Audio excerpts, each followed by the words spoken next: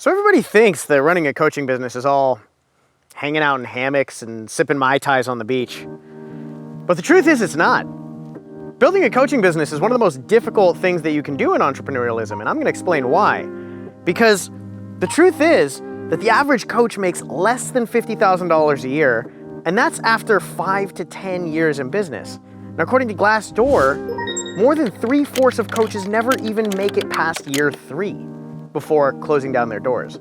So why is building a coaching business one of the most difficult things that you can do in the entrepreneurial world? I'm gonna tell you the 5 reasons why while I'm lounging around on a hammock.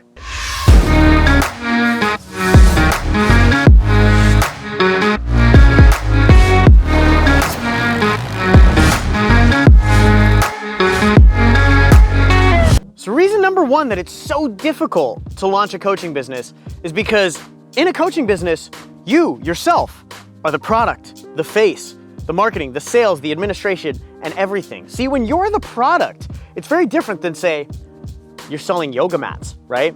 When you're selling yoga mats and somebody goes onto Amazon and gives your yoga mat 2 stars out of 5, it's just a yoga mat. You don't take it personally. But when somebody tells you, as a coach, that you're 2 stars out of 5, that hurts.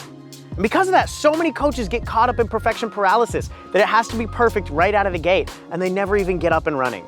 This is by far one of the biggest issues and one of the biggest problems for most coaches and why so many coaches don't make it.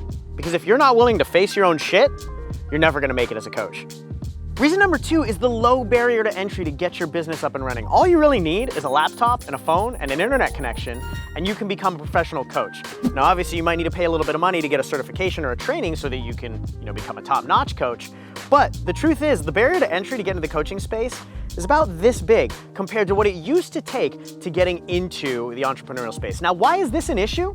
Because people who pay attention, right? Think about this. If you had to save up for 5 years to be able to invest in a lease, to get a physical property, right? A brick and mortar location, and you had to invest in all this stuff to open up your shop, right? Do you think you're gonna let up on that shop very easily? Of course not. You spent 5 years being committed to making this dream come a reality.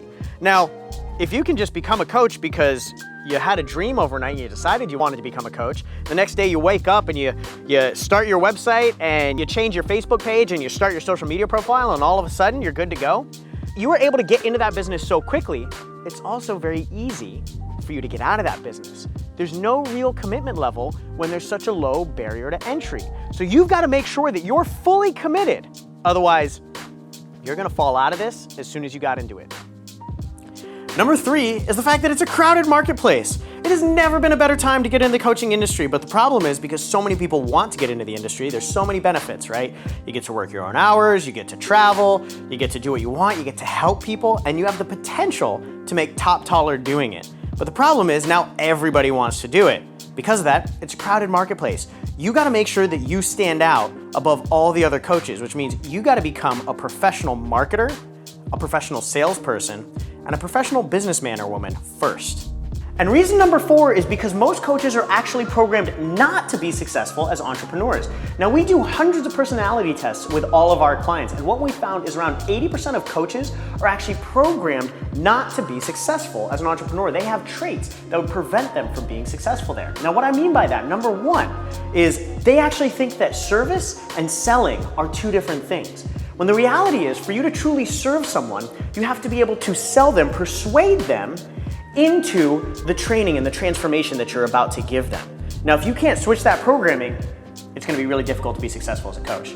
The other thing that a lot of coaches do is they're very intelligent, but they tend to be overthinkers, overanalyzers. And if they can't break this habit, they'll never be successful, because the truth is, in entrepreneurialism, success loves speed. And if you can't take action before you're ready, you're never gonna make it. And the last reason it's so difficult to get a coaching business up and running is because most coaches have mismatched expectations, right? They think that it's gonna be all daisies and rainbows. They think that it's gonna be all sipping Mai Tais on the beach and hanging out in hammocks, when the reality is it takes a lot of work, it takes a lot of years of practice and constantly getting better, a lot of failure, a lot of messing up, a lot of getting out of your own way, a lot of putting yourself out there and facing criticism and hate in order for you to get to where you really wanna go. See, most coaches think that just being a good coach is enough, But the reality is, being a good coach is only half the game. You also have to be a great business owner if you want a good coaching business. You have to be great at positioning, you have to be great at marketing, and you have to be great at sales, because if you're not great at those three things, you never even get the opportunity to coach. So that's it. Those are the 5 reasons that building a coaching business is one of the toughest things that you can do in the entrepreneurial world. Now, I know it sounds tough and I know it sounds scary, but to be honest, it's a lot of work, but it's worth it. Remember, you didn't sign up for easy, you signed up for impact.